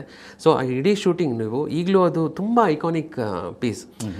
ಅದು ನಿಮಗೆ ಯೂಟ್ಯೂಬಲ್ಲೂ ಸಿಗುತ್ತೆ, ಅದು ಇದ್ರದ್ದು ದೃಶ್ಯ ಒಂದು ಲಾಸ್ಟ್ 5 ಮಿನಿಟ್ಸ್ ಇದೆ. ನನಗೆ ಅನಿಸಿದ್ರೆ ಭಾಳ ಅದ್ಭುತವಾಗಿ ಬಂದಿರೋವಂಥ ಆರ್ಟಿಸ್ಟಿಕ್ ಆ್ಯಸ್ ವೆಲ್ ಆಸ್ ಸಿನಿಮಾಟೋಗ್ರಫಿಕ್ ಇದು. ಮಧ್ಯಾಹ್ನದ ಒಂದು 11ರಿಂದ 1 ಗಂಟೆ ನಡೆಯುವಂಥ ಒಂದು ಘಟನೆಯಲ್ಲಿ ಆ ನ್ಯಾಚುರಲ್ ಲೈಟನ್ನೇ ಹೆಚ್ಚಾಗಿ ಬಳಸ್ಕೊಂಡಿದ್ದಾರೆ. ಅದರಲ್ಲಿ ಅವರು ಹಿಂಗೆ ಓಡ್ ಬಂದು ಎದುರು ಬಿಟ್ಟು ಹೊರ್ಕೊಂಡು ಕೂರ್ತಾರೆ, ಡೈಲಾಗ್ ಒಂದಷ್ಟು ಹೇಳ್ತಾರೆ, ಮತ್ತು ಫ್ರಸ್ಟ್ರೇಟ್ ಆಗಿ ಎದ್ದು ಈ ಕಡೆ ಬರ್ತಾರೆ, ಆ ದೇವ್ರು ಹಿಂಗೆ ನೋಡ್ತಾರೆ. ಈ ಥರದ್ದೊಂದಷ್ಟು ಏನಿದೆ ಬಹಳ ಅದ್ಭುತವಾಗಿ ಬಂದಿದೆ. ಇದರಲ್ಲಿ ನಾವು ನಟನ ಸಹಕಾರ, ನಿರ್ದೇಶಕನ ಒಂದು ಕಾಳಜಿ ಮತ್ತು ಸಿನಿಮಾಟೋಗ್ರಫರ್ದು ಸೃಜನಶೀಲತೆನ ನಾವು ಇದರಲ್ಲಿ ನೋಡ್ಬೋದು. ಅದರಲ್ಲಿ ಚಿಟ್ಟಿಬಾಬು ಅವರು ಆ ಸೀನ್ ಆದಮೇಲೆ ರಾಜ್ಕುಮಾರ್ ಅವರು ಇವರಿಗೆ ಚಿಟ್ಟಿಬಾಬು ಅವರು ತುಂಬ ಅಪ್ರಿಷಿಯೇಟ್ ಮಾಡ್ತಾರೆ. ಇದು ಭಾಳ ಚೆನ್ನಾಗಿ ಬಂತು ಮತ್ತು ಸಿನಿಮಾಗೂ ತುಂಬ ಹೊಂದ್ಕೊಂತು ಅಂತ. ಯಾಕೆಂದರೆ ಬ್ರೇಕ್ ಮಾಡಿದರೆ, ಅಟ್ಯಾಚ್ ಮಾಡಿದರೆ ಅದೊಂದು ಆ ಎಮೋಷನ್ ಫ್ಲೋ ಅಷ್ಟು ಸುಲಭವಾಗಿ ಬರ್ತಿರಲಿಲ್ಲ. ಅದನ್ನು ಅವ್ರು ನಿರ್ವಹಿಸಿದ್ರು. ಬಟ್ ಅದನ್ನು ಅಷ್ಟನ್ನೂ ನೀವು ಈ ಡಿಫಿಕಲ್ಟೀಸ್ ಇದ್ರೂ ಕೂಡ ತೆಗೆದ್ರಿ, ಚೆನ್ನಾಗಿ ಬಂತು ಅಂತ ಹೇಳಿ ಚಿಟ್ಟಿಬಾಬು ಅವರಿಗೆ ಭಾಳ ಅಪ್ರಿಷಿಯೇಟ್ ಮಾಡ್ತಾರೆ. ಅದಾದ ನಂತರ ಅವ್ರು ತುಂಬ ಒಂದು ಒಳ್ಳೆ ಹೊಂದಾಣಿಕೆ ಇರುತ್ತೆ. ಮತ್ತು ಅವ್ರ ಮಕ್ಕಳದ್ದು ಸಿನಿಮಾದಲ್ಲೂ ಕೂಡ ಚಿಟ್ಟಿಬಾಬು ಅವರು ಡೈರೆಕ್ಟರ್ ಆಗಿದ್ದಾರೆ. ಇನ್ನೊಂದು ಡೈರೆಕ್ಟ್ರು ನಾನು ಹೇಳೋದು ಇಷ್ಟಪಡೋದು ಮಧುಸೂದನ್ ಅಂತೇಳಿ. ಮಧುಸೂದನ್ ಅಂತ ಹೇಳಿ ಅವರು ಟ್ರಿಕ್ ಫೋಟೋಗ್ರಫಿಲಿ ತುಂಬ ಎಕ್ಸ್ಪರ್ಟ್. ನೀವು ಟ್ರಿಕ್ ಅಂದಿದ್ದಕ್ಕೆ ನಾನು ಹೇಳ್ತಿರೋದು ಶಂಕರ್ ಗುರು ಸಿನಿಮಾದು ಇಟ್ಸ್ ಅನ್ ಐಕಾನಿಕ್ ಪೀಸ್. ಅದರಲ್ಲಿ ಶಂಕರ್ ಗುರುದು ಅದು ಆ ಟೈಮಲ್ಲಿ ಒಂದಷ್ಟು ವೇವ್ ಅಥವಾ ಒಂದಷ್ಟು ಏನಂತೀರ ಸೆನ್ಸೇಷನ್ ಏನು ಕ್ರಿಯೇಟ್ ಮಾಡ್ತು ಅಂತಂದರೆ, ಅದರಲ್ಲಿ ನಾ ಬೆಂಕಿ ಅಂತೆ, ನಾ ಗಾಳಿ, ನೀ ಗಾಳಿ ಅಂತೆ ಅಂತ ಏನು ಹಾಡಿದೆಯಲ್ಲ, ಸೇಮ್ ಇದೇ ನೀವು ಹೇಳಿದ್ರಲ್ಲ, ಒಂದೇ ಇದರಲ್ಲಿ ಫ್ರೇಮಲ್ಲಿ ಒಬ್ಬರು ಮೇಲಿಂದ ಇದು ಗಾಡಿ ಗಾಜಿಂದ ಮುಂದಿನ ಬರ್ತಾರೆ, ಒಬ್ರು ಗಾಜಿನ ಡ್ರೈವ್ ಮಾಡ್ತಿರ್ತಾರೆ, ಮತ್ತು ಇವರು ಹೇಳ್ತಾರೆ, ಅವರು ಹಾಡು ಹೇಳ್ತಾರೆ. ಸೊ ಇದು ಸಿಂಕ್ ಮಾಡಿ ತೆಗ್ದಿದಾರಲ್ಲ, ಅದು ಒಂದು. ಅದೇ ಶಂಕರ್ ಗುರುನಲ್ಲಿ ಇನ್ನೊಂದು ಸ್ಟಿಲ್ ಮತ್ತು ಮೋಷನು ಬರುತ್ತೆ, ಎರಡು ಕೂಡ. ಒಬ್ಬ ರಾಜ್ಕುಮಾರ್ ಮೇಲೆ ಇನ್ನೊಬ್ಬ ರಾಜ್ಕುಮಾರ್, ಇದು ಯಾವುದು ಈ ಥರದ ಎಕ್ಸ್ಪೆರಿಮೆಂಟ್ಸ್ ಏನೋ ವಿಶೇಷವಾಗಿ ನಡೆದಿದೆ. ಪ್ಲಸ್ ಆಮೇಲೆ ಯಾರು ಅದನ್ನು ಹೆಚ್ಚಿಗೆ ಮಾಡೋಕ್ಕಾಗಲಿಲ್ಲ. ಅದು it's only known to V Madhusudan. ಎಷ್ಟೋ ಜನ ಇಂಟರ್ವ್ಯೂಲ್ ಕೇಳಿದ್ರು ಹೇಗೆ ಮಾಡಿದ್ರಿ ಅಂತ, ಅವ್ರು ಹಂಗೆ ಮಾಡೋದು ಹಿಂಗೆ ಮಾಡೋದ್ರೆ ಎಷ್ಟೋ ಅರ್ಥವಾಗಿಲ್ಲ. But he did that one. So ಅದು ಅವ್ರ ಸ್ವಂತ ಪ್ರೊಡಕ್ಷನ್ ಸಿನಿಮಾ ಶಂಕರ್ ಗುರು. ಹಾಗಾಗಿ ಅದು ಈಗ ನೀವು ಆ ಕಾಲದಲ್ಲಿ ಇನ್ನೊಂದು ಸರ್, ಈಗ ನೀವು ಎರಡು ಇದನ್ನು ಎಕ್ಸ್ಪ್ಲೇನ್ ಮಾಡೋದ್ರಲ್ಲ. ಈಗ ಫಾರ್ ಎಕ್ಸಾಂಪಲ್ ನಾನೊಬ್ಬ ಕಳ್ಳ ಮತ್ತು ಶಂಕರ್ ಗುರು, ಅಫ್ಕೋರ್ಸ್ ಇದರಲ್ಲಿ ಛಾಯಾಗ್ರಹದ ಪರಿಣತಿ ಇದೆ. ಅಟ್ ದ ಸೇಮ್ ಟೈಮ್ ಅಣ್ಣವ್ರದ್ದು ಕೋಆಪರೇಷನ್ ಇಲ್ದಲೇ. ಹೌದೌದು, ನಟನ ಕೋಆಪರೇಷನ್ ಅಲ್ವಾ, ಎಷ್ಟು ಟೇಕ್ಗಳು ರೀಟೇಕ್ಗಳು ಮತ್ತು ಇದಾಗೋದು. ಯಾಕೆಂತಂದರೆ ಎರಡು ದೃಶ್ಯಗಳನ್ನು ಬ್ಲೆಂಡ್ ಮಾಡಬೇಕಾದಂಥ ಸನ್ನಿವೇಶ ಬಂದಾಗ ಇದು ಈ ಎಡಭಾಗದಲ್ಲಿರುವಂಥ ಇದು ಎಷ್ಟು ಸೆಕೆಂಡ್ ಓಡಿದೆ, ಬಲಭಾಗದಲ್ಲಿರೋದು ಎಷ್ಟು ಓಡಬೇಕು, ಇಬ್ಬರು ಕಣ್ಣಲ್ಲಿ ಕಣ್ಣಿಟ್ಟು ನೋಡುವಂಥ ದೃಶ್ಯ ಆ ಥರ ಏನಾದ್ರು ಇದ್ಬಿಟ್ರೆ ಎಷ್ಟು ಅಲ್ಲ, ಅದಕ್ಕೆ ಶ್ರದ್ಧೆ ಬೇಕು. ಈಗ ಅವ್ರು ಒಂದು ಹಾಫ್ ಪೋರ್ಷನ್ ತೆಗೆದು ನಂದು ಇಷ್ಟು ಮಾಡಿದ್ದೀನಿ ಅಂತಂದರೆ, ಈ ಪೋರ್ಷನಿಗೆ ಅವರು ಇನ್ನೊಂದು ಪರಕಾಯ ಪ್ರವೇಶ ಮಾಡಬೇಕು. ಈಗ ಅದರಲ್ಲಿ Shankar is a reserved person, Guru is a more ತಮಾಷೆ ಪರ್ಸನ್. ಸೊ ಅವರು ಈ ಭಾವದಲ್ಲಿ ಡ್ರೆಸ್ ಅಷ್ಟೇ ಚೇಂಜ್ ಮಾಡೋದಲ್ಲ, ಭಾವ ಕೂಡ ಚೇಂಜ್ ಮಾಡ್ಕೊಂಡು ಬರ್ಬೇಕು ಈ ಕಡೆ ಅವರು.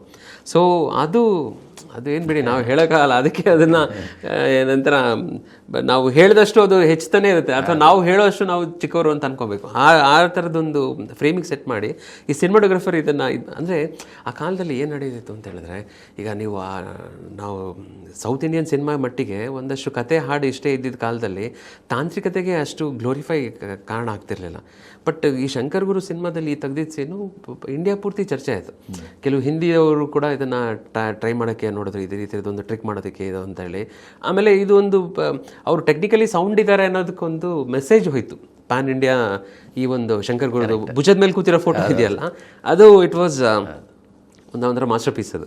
ಸೊ ಇದು ಅವ್ರಿಗೆ ಇದ್ದಂಥ ಒಡನಾಟದ ಬಗ್ಗೆ ಮಾಹಿತಿ ಏನು ಸಿಕ್ಕಿದೆ ಅಂತ. ಯಾಕೆಂದರೆ ಇವ್ರುಗಳ ಬಗ್ಗೆ ಹೆಚ್ಚಿನ ಮಾಹಿತಿ ನಮಗೆ ಸಿಗೋದು ಕಮ್ಮಿ. ಯಾಕೆಂದರೆ ಇವರೆಲ್ಲ ಸ್ವಲ್ಪ ಹೊರ ರಾಜ್ಯದಿಂದ ಬಂದವರು, ಮದ್ರಾಸಿಂದ ಅವರಿಗೆ ಪರಿಚಯ ಆಗಿ ಇದ್ದಂಥವ್ರು. ನಂತರ ಕಾಲಾನಂತರ ಅವರಿಗೆ ಈ ಸಿನಿಮಾಟೋಗ್ರಫಿ ಅನ್ನೋದು ಈಗ ನಮಗೆ ಈ ಡಿಜಿಟಲ್ ಏಜ್ ಬಂದ ಮೇಲೆ ಇದಕ್ಕೊಂದು ಮೌಲ್ಯ ಮತ್ತು ವ್ಯಾಲ್ಯೂ ಹೆಚ್ಚಿದೆ. ಹಿಂದೆ ಪಾಪ ಅವರು was just another technician. Correct. So ಅಷ್ಟು ಒಂದು ಅವ್ರಿಗೆ ಆ್ಯಕ್ಚುಲಿ ಮಾಡೋ ಕೆಲಸದಲ್ಲಿ ಅಷ್ಟು ವ್ಯಾಲ್ಯೂನ ಅವ್ರು ಇನ್ನೊಬ್ರು ಗುರುತಿಸಿದ್ರು ಕೂಡ ಈ ಹೊರಗಡೆ ಮೀಡಿಯಾ ಅವ್ರನ್ನ ಅಷ್ಟು ಗುರುತಿಸಿರಲ್ಲ. ಈ ವಾಸ್ ಜಸ್ಟ್ ಅನ್ನೋದು ಟೈಟಲ್ ಕಾರ್ಡಲ್ಲಿ ಬರ್ತಿದ್ರು ಅಷ್ಟೇ, ಅಥವಾ ಆರ್ಟ್ ಚೆನ್ನಾಗಿದೆ, ಸೀನ್ರಿ ಚೆನ್ನಾಗಿದೆ. ಅವರು ಅವಾಗ ಈ ಸಾಮಾಜಿಕ ಮಾಧ್ಯಮಗಳು ಏನು ಅಷ್ಟೊಂದೇನು ಇರಲೇ ಇಲ್ವಲ್ಲ. ಇರಲೇ ಅದೇ ನಾ ಹೇಳಿದ್ನಲ್ಲ, ಇದು ಆಪ್ಟಿಕಲ್ ಅನ್ಕಾನ್ಷಿಯಸ್ನೆಸ್ ಅಂತ ಅವನೇನು ಹೇಳ್ತಾನೆ. ಇಂಟರ್ಪ್ರಿಟೇಷನ್ ಜಾಸ್ತಿ ಆಗಬೇಕು ಅಂದರೆ ಹೆಚ್ಚಿನ ಜನ ನೋಡಬೇಕು ಮತ್ತು ಹೆಚ್ಚಿನ ಜನಕ್ಕೆ ಸೇರಬೇಕು. ಅದು ಮೋಸ್ಟ್ಲಿ ಕಮ್ಮಿ ಇತ್ತು ಅನಿಸುತ್ತೆ. ಹಾಗಾಗಿ ಅದು ಅಷ್ಟೊಂದು ಇದಾಗಲಿಲ್ಲ. ಇನ್ನೊಬ್ಬರು ನಾನು ಜ್ಞಾಪಿಸ್ಕೊಳ್ಳೋದಂದರೆ ಕನ್ನಡಿಗರೇ, BC ಗೌರಿಶಂಕರ್. ಅವರು ನಮ್ಮ ಬೆಂಗಳೂರವ್ರೆ, ನ್ಯಾಷನಲ್ ಸ್ಕೂಲ್ ಹತ್ರ ಅವ್ರ ಮನೆ ಇತ್ತು. Is from a very well to do background. ಅವರು ಐ ಥಿಂಕ್ ಅವ್ರ ತಾತ ಏನೋ ಈಸ್ ಫ್ರಮ್ ದಾವಣಗೆರೆ. ಈಸ್ ತುಂಬ ರಿಚ್ ಮರ್ಚೆಂಟ್ ಟೌನಿಗೆ. So he's comes from a very strong background. ಮತ್ತು he was very intellectually very strong. ಯಾಕೆಂದರೆ ಅವರು ಬರೀ ಸಿನಿಮಾ ಫೋಟೋಗ್ರಫಿ ಅಷ್ಟೇ ಮಾಡಲಿಲ್ಲ, ಸಾಹಿತ್ಯದ ಬಗ್ಗೆ ತುಂಬ ಸಾಹಿತ್ಯದ ಬಗ್ಗೆ ಇತ್ತು. 3 ಸಿನಿಮಾ ಅವ್ರು ಸ್ವಂತ ಡೈರೆಕ್ಟ್ ಮಾಡಿದ್ದಾರೆ. ಕೆಂಡದ ಮಳೆ, 7 ಸುತ್ತಿನ ಕೋಟೆ. ಅಂಬರೀಷ್ ಅವರಿಗೆ it was a different roll for Ambareesh. ಅಭಿಮಾನಿಗಳಿಗೆ ಡಿಫ್ರೆಂಟ್ ಅನ್ನಿಸ್ತು ಅದು. So he was a director of that movie. ಅವರು ರಾಜ್ ಅವರ ಕಂಪನಿನಲ್ಲಿ ಒಂದು 10-11 ಸಿನಿಮಾ ಮಾಡಿದ್ದಾರೆ ಅವ್ರ ಜೊತೆ. ಟೆಕ್ನಿಕಲಿ ಕೆಲವು ಈಗ ಅವ್ರ ಅಪೂರ್ವ ಸಂಗಮದಲ್ಲಿ ಆ ಟೈಮಲ್ಲಿ ಒಂದು, ಈಗ ಮಧ್ಯದಲ್ಲಿ ಒಂದು ಸತಿ ಒಂಥರ ಟಾಪಪ್ ಆಗಿತ್ತು ಇದು. ಅಂದರೆ ಶಂಕರ್ನ ಕಾರಿಂದ ಇಳಿದು ಓಡ್ಕೊಂತ ಬಂದು ತೆಗಿತಾರಲ್ಲ, that was a different trick ಆ ಪೀರಿಯಡಿಗೆ. ಈಗ ಆ್ಯಕ್ಚುಲಿ ಮೊನ್ನೆ ಒಂದು 2-3 ಇಯರ್ಸ್ ಬ್ಯಾಕು ಅದೊಂಥರ ಟ್ರೆಂಡ್ ಶುರುವಾಗಿತ್ತು ಅದೇ ರೀತಿದೊಂದು ಇದಕ್ಕೆ. ಸೊ BC ಗೌರಿಶಂಕರ್ ಜೊತೆಗೆ ಅವ್ರಿಗೆ ತುಂಬ ಒಳ್ಳೆ. BC Gowrishankar is actually father of Rakshita Prem ಅವರ ತಂದೆ. ಸೊ ಅವ್ರವ್ರ ಜೊತೆ ಅಸೋಸಿಯೇಷನ್ ಚೆನ್ನಾಗಿತ್ತು. ಬಟ್ ಆದರೆ ಸ್ವಲ್ಪ ಅವರು ಬೇಗ ತೀರ್ಕೊಂಡ್ರು, ಹೆಚ್ಚಿನದಷ್ಟು ಇದು ಮಾಡೋಕ್ಕಾಗಲಿಲ್ಲ. ಸೊ ಇದು ಕೆಲವೊಂದಷ್ಟು ಘಟನೆಗಳು ಏನು ನಾವು ಒಂದಷ್ಟು ಹುಡುಕ್ದಾಗ ಸಿಗುವಂಥ ಒಂದಷ್ಟು ಉದಾಹರಣೆಗಳು. ರಾಜ್ ಅವ್ರಿಗೆ ಮತ್ತು ಸಿನಿಮಾಟೋಗ್ರಫರ್ಗೆ ಇದ್ದಂಥ ಬಾಂಧವ್ಯ ಮತ್ತು ಕನೆಕ್ಷನ್. ಇದಕ್ಕೆ ಅವ್ರ ಪರ್ಸನಲ್ ಎಕ್ಸ್ಪೀರಿಯನ್ಸ್ ಹೇಳ್ಕೊಳ್ಳೋದಕ್ಕೆ ಅವ್ರ ಪಾಪ ಅವ್ರು ಯಾರು ಹೆಚ್ಚಿಂದು ಎಲ್ಲೂ ಹೊರಗಡೆನೂ ಬರಲಿಲ್ಲ, ಇಂಟರ್ವ್ಯೂನೂ ಸಿಗಲಿಲ್ಲ. ಹಾಗಾಗಿ ನಮಗೆ ಮಾಹಿತಿ ಕೂಡ ಕಮ್ಮಿ. ಬಟ್ ಕೆಲವೊಂದು ಅವ್ರ ಹತ್ರ ಕೇಳಿದ್ದು ಅಥವಾ ತಿಳ್ಕೊಂಡಿದ್ದು ನನಗೆ ಸಿಕ್ಕಿದ್ದಿಷ್ಟು ಮಾಹಿತಿ ಸರ್.